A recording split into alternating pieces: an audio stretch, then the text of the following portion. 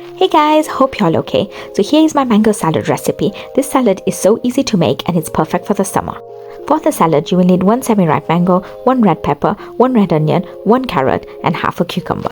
For the dressing, you will need 1 tablespoon olive oil. I'm using Palestinian extra virgin olive oil which I got from Holy Land Dates. This olive oil is cold pressed, preserving its natural flavors and is great for cooking too. You will also need juice from 1 orange, half teaspoon sugar, half teaspoon salt and 1 teaspoon mixed herbs. So here is a quick tip. I use a potato peeler to peel my mango. Saves so much time and is much easier. I'm gonna start by chopping all the veg into small strips and putting them in a big bowl. All the different veg makes the salad look so vibrant.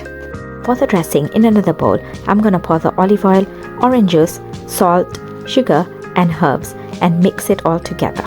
Pour the dressing onto the veg and give it a good mix, and there you go, a crunchy tasty mango salad. I hope you enjoy this salad as much as I do. That's all for today. Bye guys!